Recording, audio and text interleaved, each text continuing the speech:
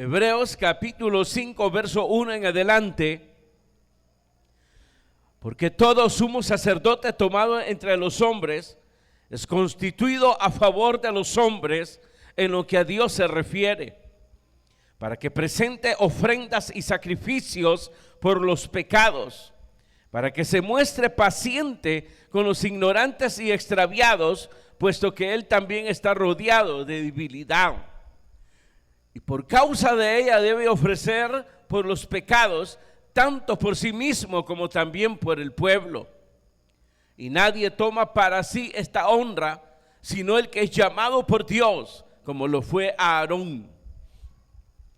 Así tampoco Cristo se glorificó a sí mismo, haciéndose sumo sacerdote, sino el que le dijo: tú eres mi hijo, yo te he engendrado hoy. Como también dice en otro lugar: tú eres sacerdote para siempre, según el orden de Melquisedec. Y Cristo, en los días de su carne, ofreciendo ruego y súplicas con gran clamor y lágrimas al que le podía librar de la muerte, fue oído a causa de su temor reverente. Y aunque era hijo, por lo que padeció, aprendió la obediencia. Y habiendo sido perfeccionado, vino a ser autor de eterna salvación para todos los que le obedecen. Y fue declarado por Dios sumo sacerdote según el orden de Melquisedec. Amén.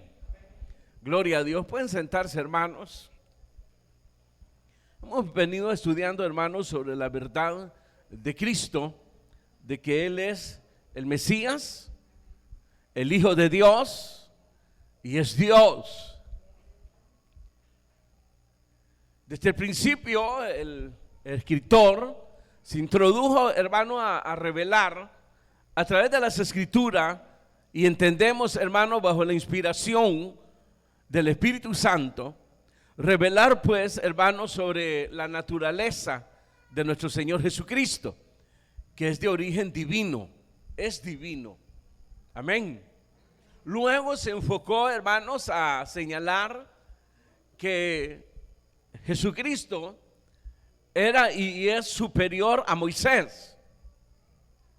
Luego, hermano, pues se detiene en algunas advertencias, hermanos, a que no debemos de dudar que todas estas son verdades de Dios, porque Él siempre, hermanos, se basó o tomó como base en estos principios, en estas verdades, la palabra de Dios.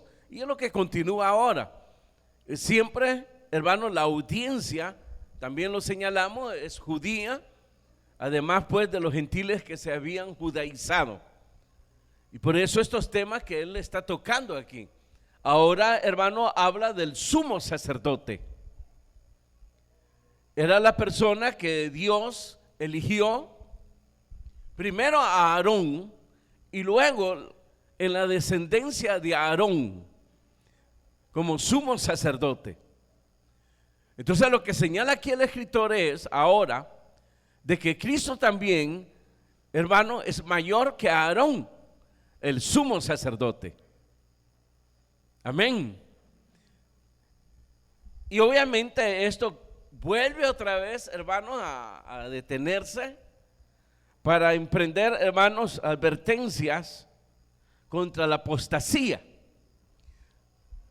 Y ya lo dijimos que eran temas tan espinosos, hermano, que tenía que detenerse siempre, hermano, a exhortar, que debieran de tener cuidado, que debieran de velar precisamente por su alma, debieran de velar por el conocimiento de Dios para no caer en la apostasía. Amén. Ahora, hermanos, dice aquí que ese llamamiento del sumo sacerdote es una honra que Dios ha dado a aquellos que Él llama. Y lo hemos leído aquí cuando dice en el verso 4: y nadie toma para sí esta honra, sino el que es llamado por Dios, como lo fue Aarón. Y por eso en el verso 5 dice, así tampoco Cristo se glorificó a sí mismo haciéndose sumo sacerdote. Entonces, hermano, esta posición de sumo sacerdote, donde el hombre llamado era directamente el llamamiento de Dios, porque él tenía que entrar a la presencia de Dios.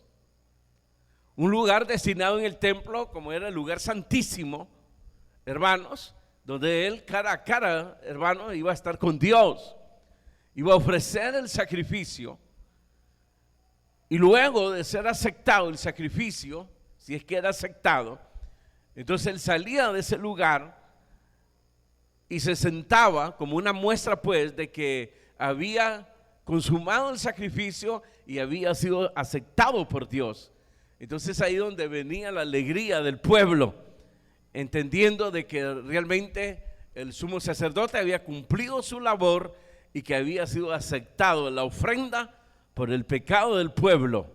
Amén. Amén. Entonces, hermano, era una posición muy delicada, pero un privilegio grandísimo.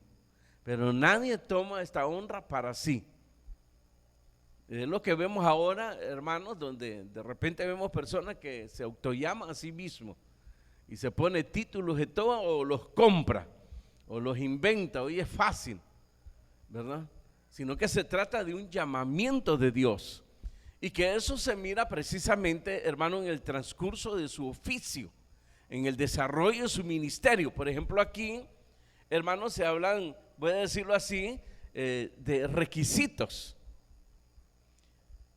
Es decir, el propósito por el cual un hombre es llamado a este oficio de sumo sacerdote. Dice ahí, por ejemplo, en el verso 2, para que se muestre paciente con los ignorantes y extraviados, puesto que él también está rodeado de debilidad. Entonces habla, hermano, que fue constituido a favor de los hombres, es decir, para interceder por ellos. Y en segundo lugar, un llamado a una vida de negación, es decir, de humildad, de obediencia, para que se pueda identificar con las debilidades de los demás. A esto se refiere cuando dice que tiene que mostrarse paciente con los ignorantes y extraviados, puesto que él también está rodeado de debilidad. ¿Se da cuenta, queridos servidores, lo que significa ser llamado para servir a Dios? ¿Y por qué tiene que negarse a sí mismo? Porque es necesario para poder cumplir, hermano, la labor que Dios le ha designado.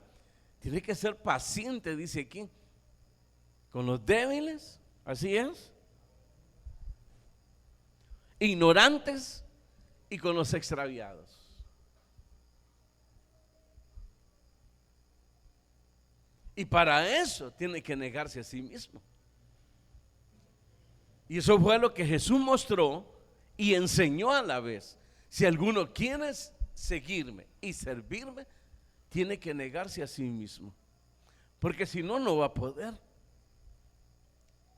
Es el colmo, hermano, que un líder, hermano, ponga las condiciones de horario y tiempo a la gente a la cual él va a servir. No se puede. Él tiene que darle el espacio a la gente. ¿A qué hora puede la gente? Y no él. Un pequeño ejemplo que le estoy poniendo, ¿verdad? A veces nosotros condicionamos al pueblo, al tiempo de nosotros. Y es el servidor el que tiene que acondicionarse al tiempo de la gente, a quienes está sirviendo. Eso es solo un pequeño ejemplo de la negación, y para ello tiene que ser humilde. Ahora, el problema, hermanos, en esto del llamamiento del sumo sacerdote, que en los tiempos de Cristo, cuando estaban ya bajo el imperio romano, eran los romanos los que elegían a los sumos sacerdotes. Es decir, ya aquello, hermanos, se había perdido completamente.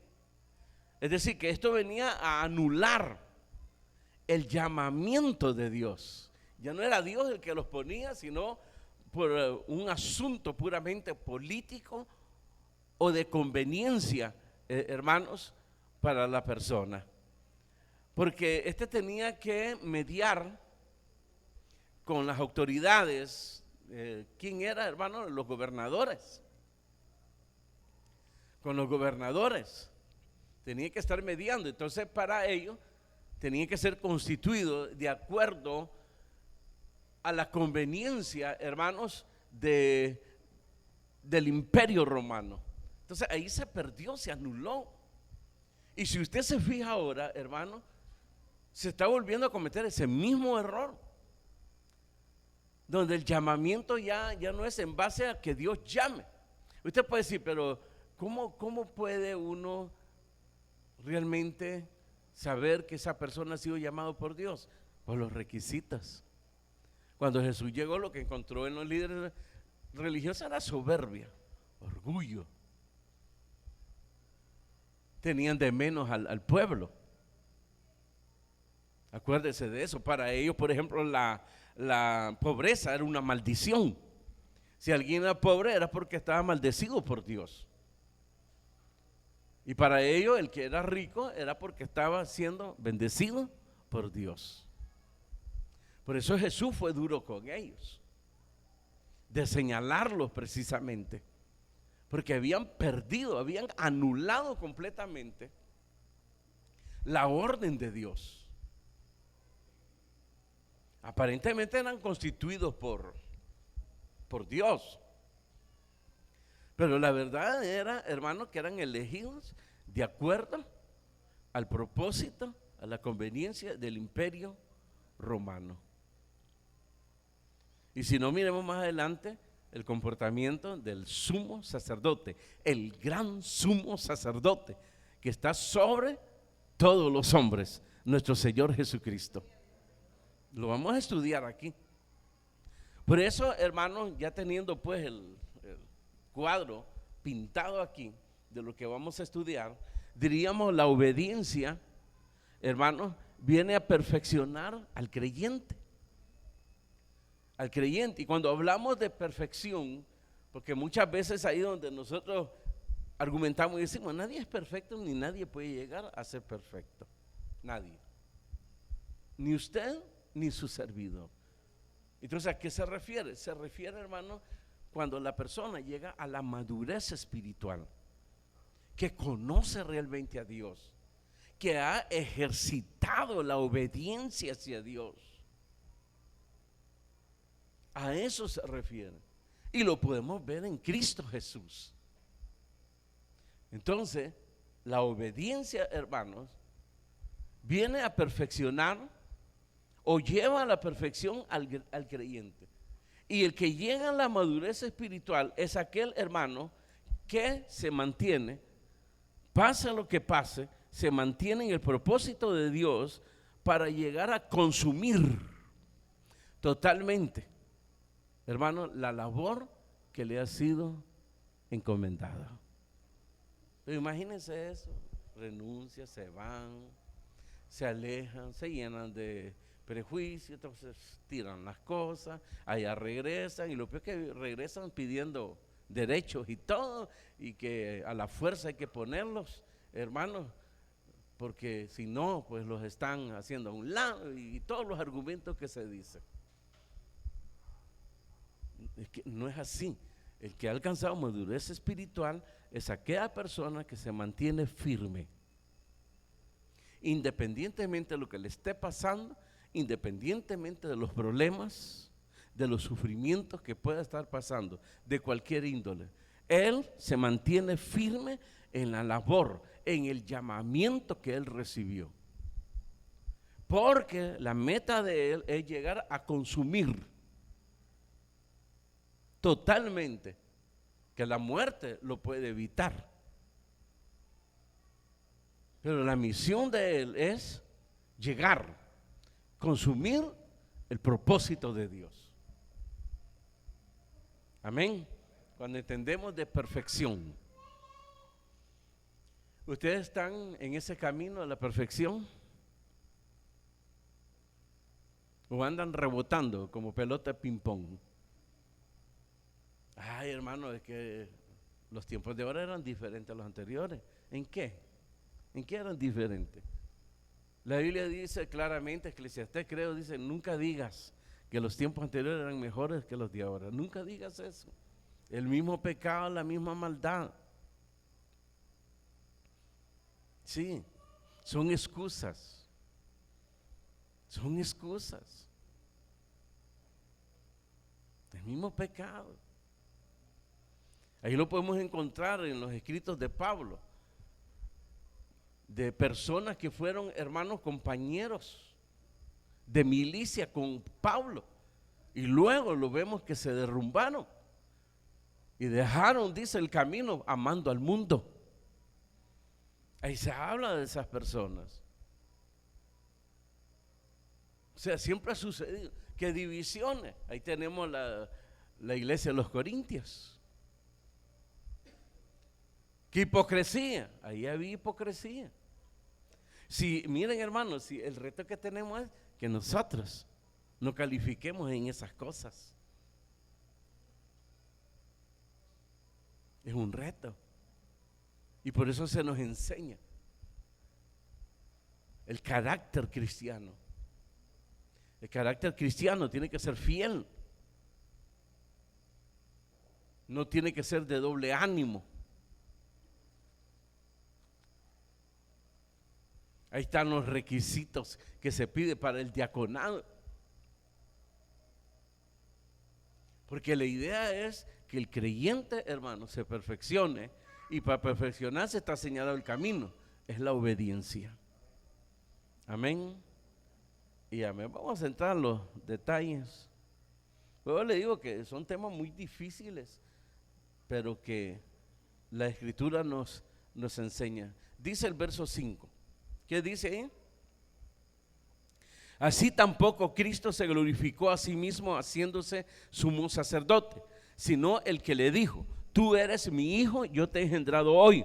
Como también dice en otro lugar: tú eres sacerdote para siempre, según el orden de Melquisedec. Es decir, Cristo, hermano, no se constituyó a sí mismo. ¿Qué quiere decir con eso? Que Él se ofreció. Como nosotros debemos de estar siempre en la disposición al llamamiento de Dios. Lo que tú digas, yo lo haré, Señor, como se habló de David. Este hará todo lo que yo le diga. Y en otra parte, como dice ahí, Isaías, donde tú me envíes, yo iré. La disposición. Y en la disposición esperar el llamamiento. Y una vez teniendo el llamamiento, entonces que nadie lo baje de ahí. Y no en el sentido que se va a hacer capricho usted ahí y va a estar cometiendo, hermanos, trampas y todo para mantenerse, como hace la mayoría, mintiendo y con hipocresía. No, mantenerse en la perfección de alcanzar la madurez, es decir, el conocimiento de Dios. Y en el conocimiento de Dios, ejercitando precisamente, practicando, ejerciendo la obediencia. Y para que todo esto suceda, la fe. Porque si no hay fe, no va a haber obediencia. Aquí podemos decir que tenemos fe. Y uno quiere mostrar su fe de que mueven montañas, que resucitan muertos, y los felicito por eso. Cuando me dan la noticia que usted oró y resucitó la persona, gloria a Dios, yo me alegro por eso. Pero, ¿y la obediencia? Aquí no es asunto que elijamos. Yo elijo esta parte, como los judíos, hermanos, si ellos pensaron de que de los 10 mandamientos ellos podían elegir a ver cuáles sujetarse, ¿verdad? Este no me gusta, este sí me gusta, aquí sí me voy a sujetar. En este no, en esto no puedo, muy pesado. No es así la onda. Cristo, hermanos, se perfeccionó en la obediencia cuando colgado en la cruz, en medio de su sufrimiento, hermanos, ahí mostró su obediencia. y llegó hasta consumar el propósito de Dios. Y es lo que leemos en Juan, cuando dice, consumado es. Cumplió la tarea que se le había designado. Entonces aquí dice de que Él no se glorificó a sí mismo poniéndose. Él se ofreció y tenía que esperar la aprobación de Dios. Ya lo leímos en Mateo cuando se fue a bautizar. Todo muy bonito, se bautizó, hermanos, hubo revelaciones, pero luego vino la tentación y ahí mostró su obediencia. Pero ahí dio ese paso de obediencia. Y saliendo del agua vino el Espíritu Santo sobre él y la complacencia de Dios. Este es mi Hijo amado en quien tengo complacencia. La aprobación de Dios. En la tentación mostró su obediencia a la palabra de Dios, porque él se sujetó a la palabra de Dios. El diablo le decía, tienes hambre, convierte estas piedras en pan. Y el Señor dijo, escrito está, no solo de pan vivirá el hombre, sino de toda palabra que sale de la boca de Dios. La obediencia a la palabra de Dios. Pero ¿cuál es nuestra excusa ahora?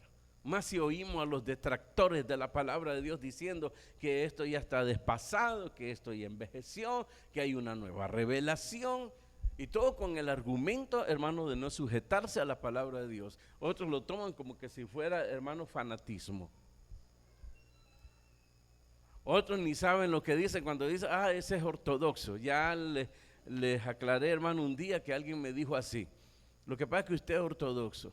Cuando me dijo eso yo le pregunté, ¿y qué es ser ortodoxo? Porque a veces como que repetimos como los pericos no hablan, ¿verdad? Las loras, como las loras, ¿verdad? Entonces yo le pregunté, ¿y qué es ortodoxo para usted? ¿Ortodoxo? Sí, pero ¿qué es? No, pues sí, ¿qué? Bueno, la cosa está pues, dice. ¿Por qué? Porque solo lo escucha. No investiga. Si él supiera lo que es ortodoxo, entonces se sometería a Dios y fuese obediente.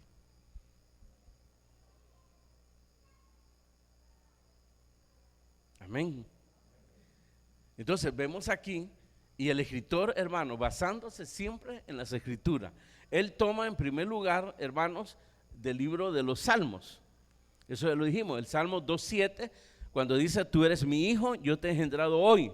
Y el Salmo 110, verso 4 dice, tú eres sacerdote para siempre, según el orden de Melquisedec. Ahí fue constituido nuestro Señor Jesucristo como sumo sacerdote. No fue él que se vino a constituir. Abran camino que aquí vengo. No fue así. Sino que comenzó a dar los pasos de acuerdo a los principios de Dios. Y para ello, la obediencia. Cuando se fue a bautizar, Juan tenía razón al decirle, tú debieras de bautizarme a mí y tú vienes a mí para que yo te bautice. Tiene razón el tipo. Pero Jesús le respondió, deja que se cumpla toda justicia. Si yo vengo como el siervo de Jehová, y siervo en el buen sentido de la palabra, no que hoy se usa como un título, como que le digan doctor, ¿verdad? Doctor Chivago. No. Siervo en el sentido de la palabra, esclavo. Y el esclavo ni tiene nombre, ni tiene derecho, no tiene nada. Está para servir. Y él vino como el esclavo de Jehová. Y en el bautismo dio ese paso de obediencia. Entonces él se constituye sumo sacerdote en la cruz. En vez de ofrecer sangre ajena, ofreció su propia sangre. La ofrenda de Dios vino a ser el Señor Jesucristo. Y Él cumplió como la ofrenda de Dios, que fue lo que dijo Juan el Bautista: he aquí el Cordero de Dios que quita el pecado del mundo. Entonces, los ministerios son constituidos por Dios y se deja ver por la vida de obediencia, más que estar inventando señales como se inventan ahora. Las señales de Jesucristo fueron, hermanos, para testimonio de que Él era el Mesías, pero eran testimonios reales, verdaderos, que los enemigos no podían, hermanos, debatir. Sabían, hermanos, conocían a las personas que habían sido restauradas. No era asunto de que, ¿y quién era ese? Nadie lo conoce. El ciego que se le dio la vista, ciego de nacimiento, era conocido, porque lo llevaban, o él se paraba en la calle principal de la ciudad, y ahí pasaba todo el mundo en esa calle, y él pedía limosna. Lo conocía medio mundo.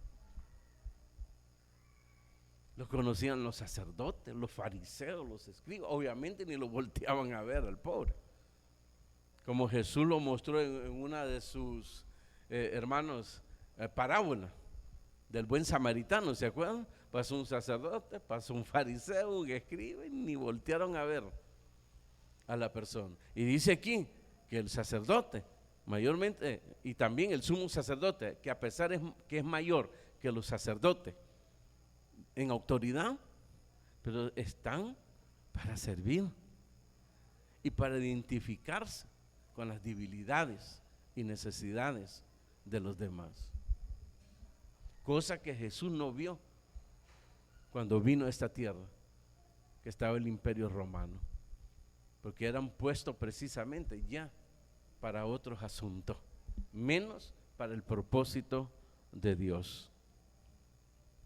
Entonces vemos Cristo constituido por Dios. Y esto, hermano, obviamente se le aclaraba aquí a los oyentes judíos y a los judaizantes, que eran los gentiles, que esto viene a aclarar el por qué el Mesías no estableció el reino. Porque era necesario que primero tenía que morir por el pecado de su pueblo, y esto nos incluye a nosotros como pueblo de Dios, cosa que ellos nunca quisieron aceptar esta verdad, que tenía que morir. Daniel lo dice claramente, Isaías lo dice claramente. No lo entendieron así, que Él vino y fue constituido.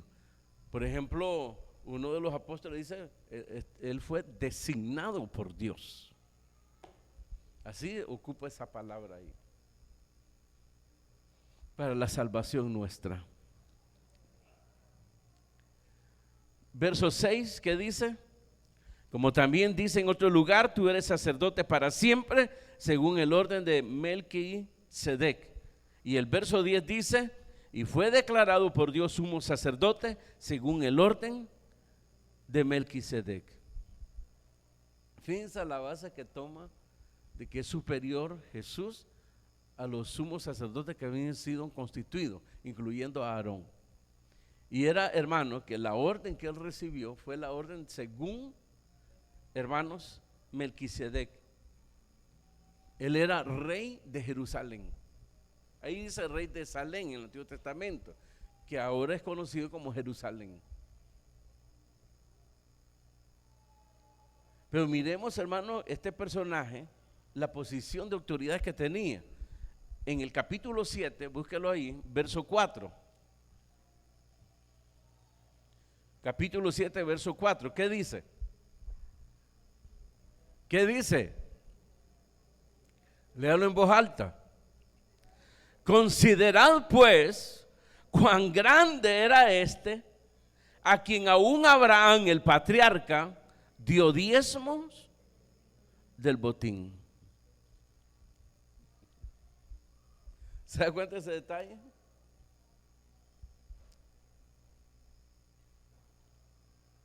Y Jesús fue constituido sumo sacerdote, no según la orden de Aarón, sino según la orden de Melquisedec. Considera cuán grande era este Melquisedec, de que Abraham le dio los diezmos a él del botín. Es decir, los diezmos, hermanos, es un reconocimiento a una autoridad superior de la persona. Y Abraham se lo entrega a Melquisedec. Si él hubiese sido más que Melquisedec, en autoridad, no se los da. Entonces el escritor aquí nos llama la atención a nosotros. Mirad cuán grande es este, considérenlo. Cuán grande era que Abraham, que es padre de todos, hermanos, de los judíos, le dio los diezmos, dice, a este sacerdote Melquisedec. Y eso lo vamos a estudiar más adelante, porque ahí se habla de ese sacerdote.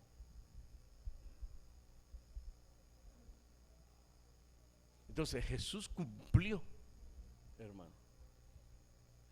Pero todo este cumplimiento fue debido a su obediencia. Y con eso vamos a finalizar. Verso 7. Y Cristo, en los días de su carne, ofreciendo ¿qué? Aquí se equivocó el escritor, es decreto. Y mandando ahí que se hagan las cosas. No sé cómo lo tiene usted ahí. ¿Qué dice ahí? Corrija la Biblia ahí, hermano.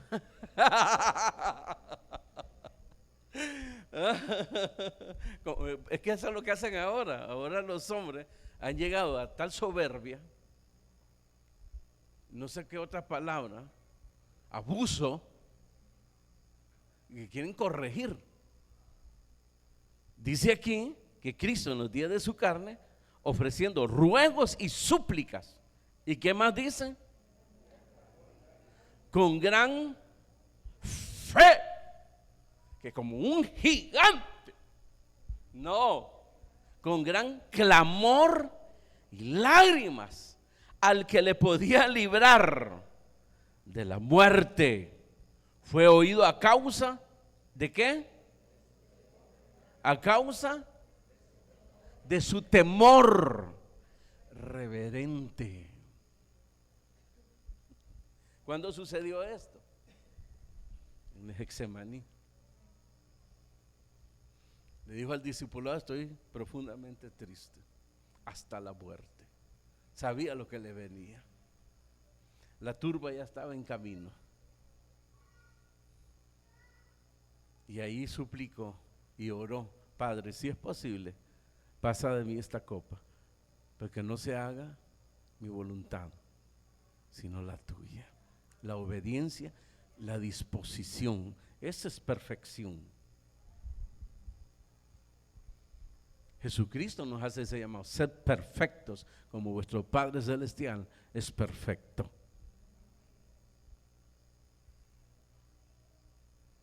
Esa es perfección, madurez. Él entró en agonía y suplicó al que lo podía liberar, dice, el que tenía el poder para liberarlo. Se lo dijo a Pilato: en este momento pueden venir ¿qué? Legiones de ángeles a mi favor, pero yo no vine para eso.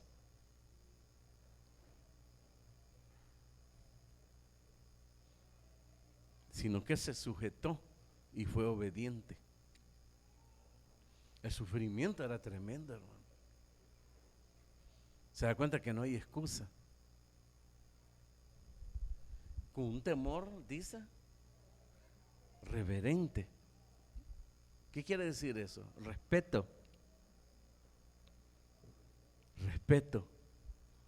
Alto respeto, sumo respeto hacia aquel que lo llamó a usted y lo tomó como soldado de Cristo.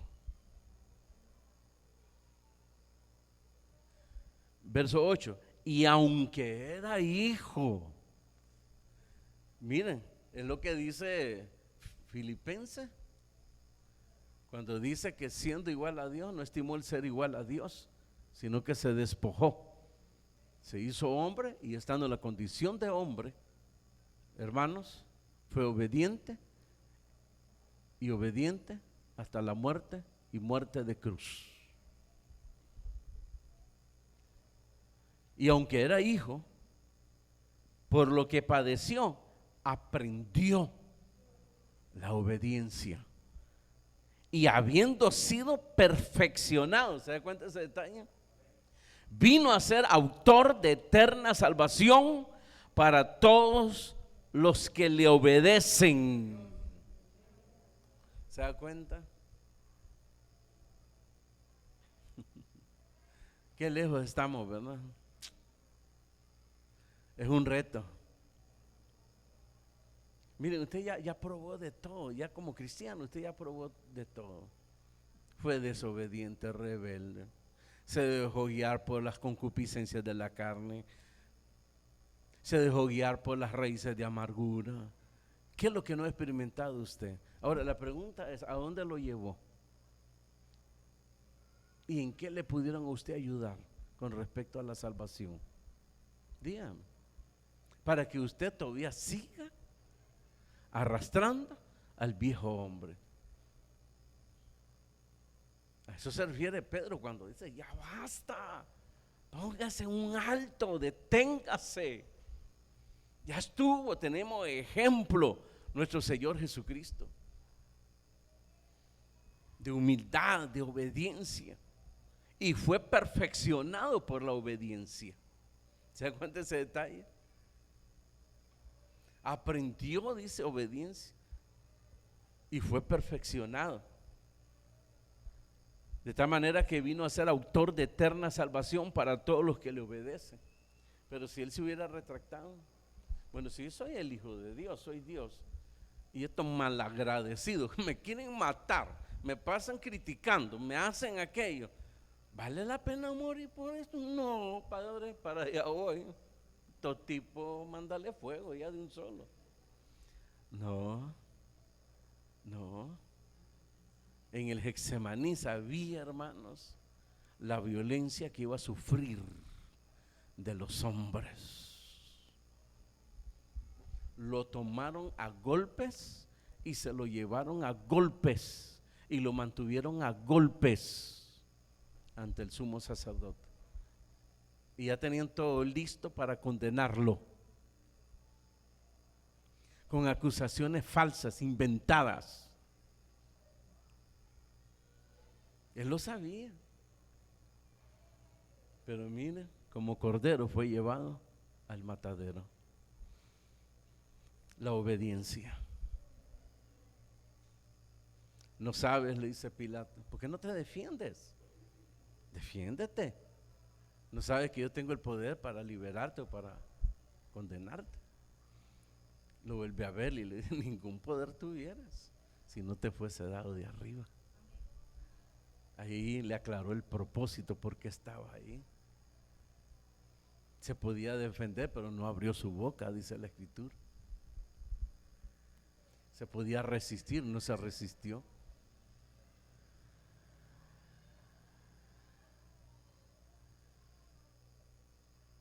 Y por eso vino a ser autor.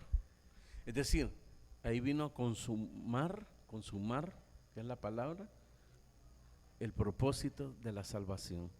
Padre, consumado es. Todo se había cumplido. Y eso nos dio a nosotros la esperanza, la seguridad de la salvación y la vida eterna. Ahora sigamos las huellas de Él. Usted ha sido llamado por Dios. Muéstrelo con sus actitudes, con su conducta, con su temor reverente. Muéstrelo. Ese es el testimonio. Hace poco estudiamos lo de Salomón, hermano, que le mostró al pueblo que él iba a gobernar, pero con Dios, y que Dios iba a ser siempre el rey. ¿Y cómo lo demostró? Llegó con todo su ropaje, con la corona, subió al atrio, alzó sus manos en señal, en reconocimiento que hay alguien más grande que él, y vino después y se sometió a una autoridad más alta que él, a Dios, y ahí se puso de rodillas delante de todo el pueblo de Israel. Yo cuando pienso en esto, hermano, qué impactante haber sido esos momentos. Impactante. Yo no sé cómo lee la Biblia, pero cuando yo leo la Biblia y miro cosas así, yo me detengo a pensar, a meditar. Qué impactante haber sido ver al rey con su poderío, rey de reyes, porque el Padre le heredó naciones, rey es sujeto a su reino, pero delante del pueblo, en el altar donde se estaba inaugurando el templo, ahí se postró, se puso de rodillas y comenzó a clamar, a suplicar, a pedir, no a decretar como él era el rey, no. Y comenzó a orar. Otra escena es la de su padre. Lo que usted está viendo es la disposición. Dispóngase, entonces Dios lo va a hacer. Dispóngase a Dios, póngase a la orden, pues. David venía de grandes batallas y al entrar, hermano, a Jerusalén, antes que se abrieran las puertas, él venía con su ropaje ya.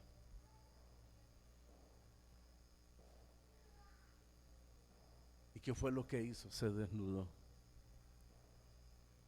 y entró danzando. No es que fue poseído por el Espíritu Santo o inspirado por el Espíritu Santo, no. Fue una forma, un testimonio de sometimiento ante Dios. Es que el problema es que el pueblo lo alababa, venía de grandes victorias. Saúl mató a 1000 y David a sus 10,000. Entonces, claro, eso eleva el ego. Viene la divina garza entrando. Viene el papá de todos, el mero mero. ¿Qué más? La divina garza, la mamá de Chita.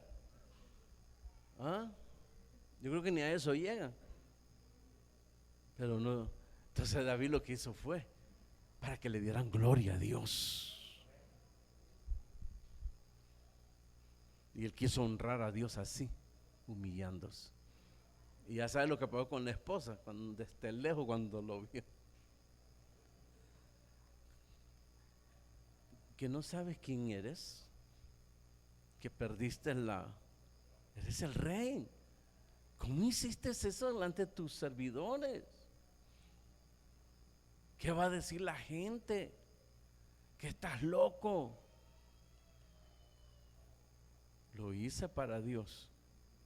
Y aún en la otra me haré más bien. Lo que mostró fue disposición siempre para honrar a Dios y que Dios fuese honrado.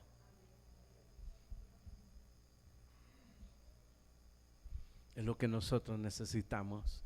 Hermanos, lo necesita su familia, lo necesita este mundo, lo necesita esta nación, lo necesitan las naciones. Necesitan un cristiano, una cristiana que aprenda a ser obediente, que deje de estar poniendo obstáculos. ¿Qué más? Inventando. ¿Qué más? Argumentando. Renuncie, niéguese a sí mismo, aborrézcase a sí mismo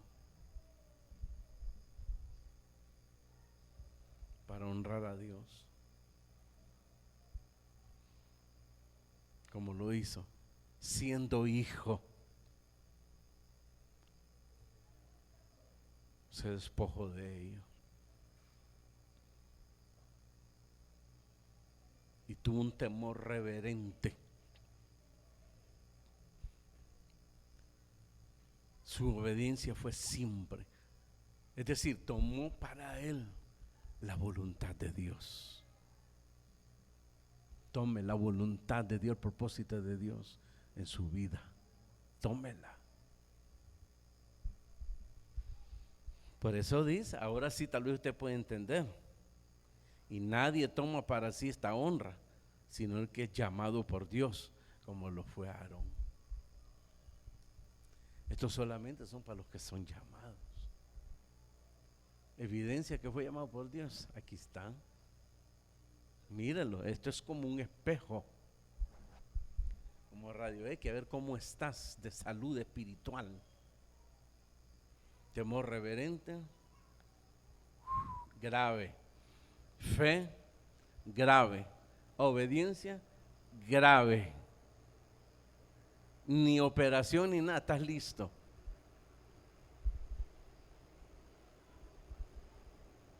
Pero ¿saben qué es lo maravilloso? La paciencia de Dios, la misericordia de Dios. Nos habla hoy que estamos en vida y nos da la oportunidad de volvernos a Él.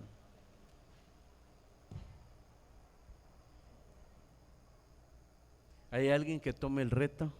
Porque este es un reto. ¿O vas a seguir de servidor mediocre, como hasta el día de hoy?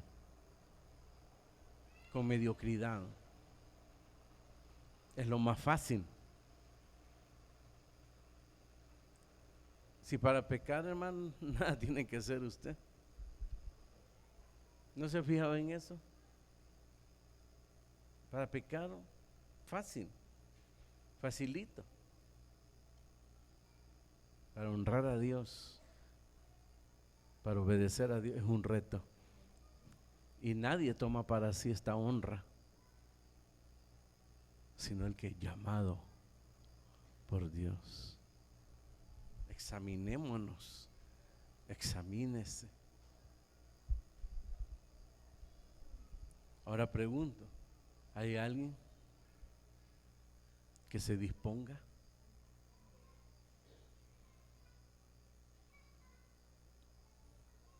¿Hay alguien? ¿Puede alguien levantar la mano y decirle, Señor, yo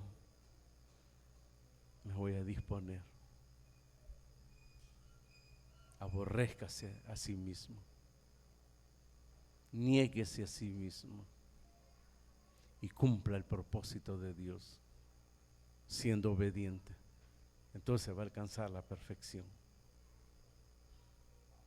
va a conocer a Dios, va a crecer espiritualmente. Cuando Jesús se hablaba, cuando era un niño, decía, y el niño iba creciendo físicamente, pero iba creciendo también espiritualmente para con Dios. Se iba perfeccionando, perfeccionando. Porque de otra manera él no podía cumplir. Llega cansado a un pozo a la entrada de Samaria. Manda a los discípulos a buscar comida, pan. En lo que ellos van, llega la mujer samaritana. Ese cuadro, miren este cuadro, hermano.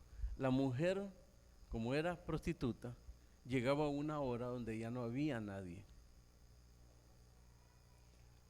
por el temor de ser apedreada, maltratada. Entonces ella buscaba una hora adecuada para ella, que no hubiese nadie en el pozo allá. Cuando él llega, había ahí un hombre. Y vamos al colmo de los colmos, judío. Colmo de los colmos, profeta. Y al colmo de los colmos era el Mesías. Y en él pudo encontrar la salvación. Dejó el cántaro, un prototipo despojarse de la vida pasada. Y cuando regresa, porque le había dado testimonio a mucha gente y se los trajo a Cristo.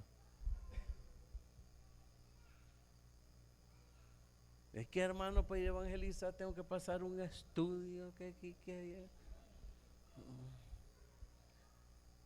es que aquí, no sé, alguien cortó. Es que la verdad es que la samaritana se fue a China a estudiar. Estudió mandarín, estudió... No, hermanos, no. Como el caso el que se le acercó a Esteban y lo evangelizó, a Felipe, perdón. ¿Quién era? Un etíope. Lo evangeliza a Felipe. ¿Ah? No. El etíope, en el libro de los Hechos. Lo evangelizó y cuando iban pasando donde había una poza de agua o río, le dice: ¿qué impide que yo sea bautizado? Y ahí están los requisitos, ¿verdad? Tiene que entrar a un instituto teológico para que salga bachi teológico, y después de bachi teológico tiene que ir a una universidad para que venga a ser un profesional teológico, y después de ser profesional teológico, entonces puedes aspirar a sacar una, ¿cómo le llaman? ¿Un doctorado? ¿Un posgrado? No, un doctorado, ¿verdad? Sí. Yo me acuerdo de alguien que me lo vino a ofrecer y me dijo: hay una de teología, una universidad, y cuando usted lo saque, ya no le van a decir el pastor Ulises, así le dice, sino que le van a decir el licenciado Ulises. ¡Wow! ¿Cómo se siente? No, tremendo, le digo. Sí, ya no es el pastor, sí, Ulises, el licenciado Ulises. ¡Wow! Y eso no es nada. Hay más, le digo, sí, me dice. De ahí se va a estudiar teología, me dice, no sé si a Honduras o a Estados Unidos, y ya no va a ser licenciado, va a ser doctor. ¡Wow! Y le van a decir el doctor Ulises.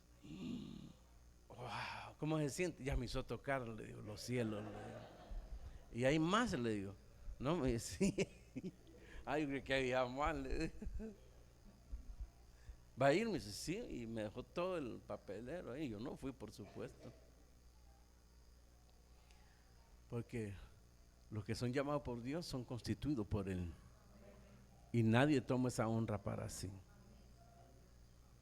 Por supuesto, hay evidencias, porque muchos se toman de esa verdad también para autollamarse, diciendo que Dios los puso.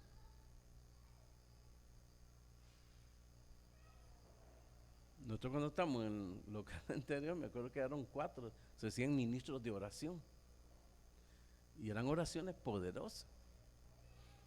Entonces se me acercaron y me dice, y se identificaron, que ellos bajaban en los cielos, dice. Y mire, es tan poderosa, que de los 4 barrios que hemos venido, se nos han echado de ahí, porque no soportan, dice, el poder. No lo soportaron por el escándalo, obviamente.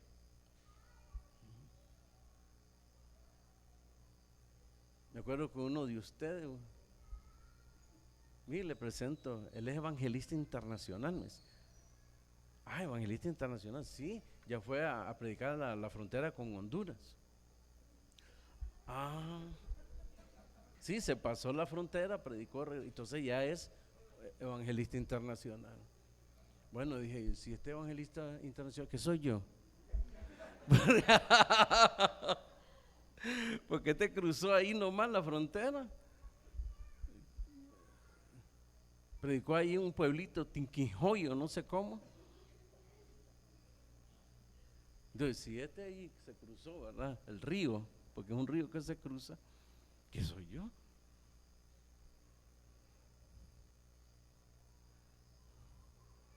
O sea, a veces me dejan, hermano, no, hermano. No, hermano. ¿Quieres graduarte y quieres ser grande?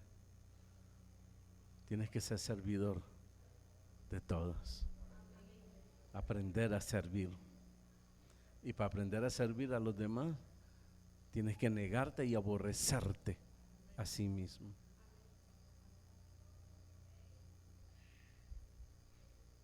Entonces te vas a perfeccionar para con Dios. Tu vida va a ser un testimonio, como hace poco lo estudiamos con Salomón, que lo llevó a visitar la reina de Sabá. Todo lo que él habló y su sabiduría mostró el testimonio de su vida, que era un siervo de Dios.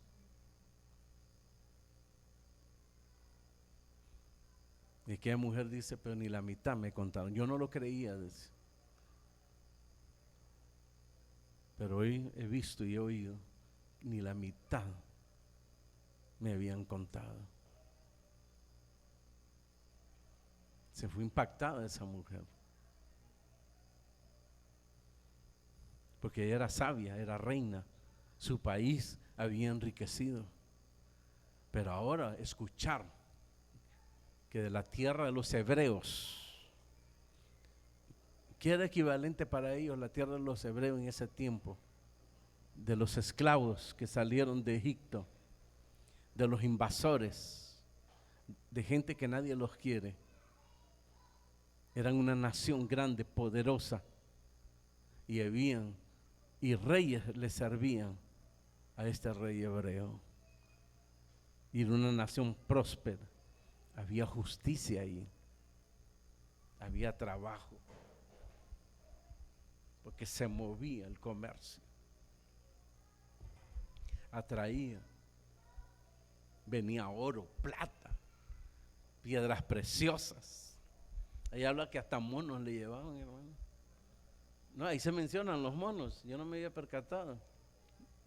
Hasta monos le llevaban, no sé para qué, pero le llevaban monos. Increíble. ¿Quién toma el reto? Esa es la pregunta. ¿O va a seguir ahí justificando su vida paupérrima que lleva? Siempre bajo los niveles de la mediocridad, donde no quiere tomar riesgos. Porque a la mayoría no les gustan los riesgos. Cobardes.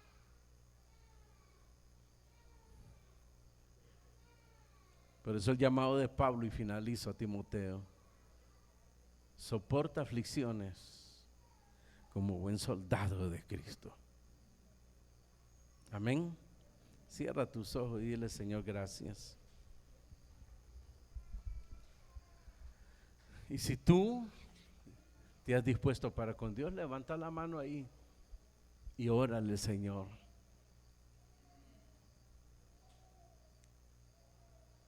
¿Te has dado cuenta hasta dónde has llegado debajo, creyendo que eres alguien? Eres orgulloso, petulante, desestima a los demás, menosprecia a los demás. Ahora te has dado cuenta que eres un miserable, pero Dios quiere honrarte y tú no lo has permitido.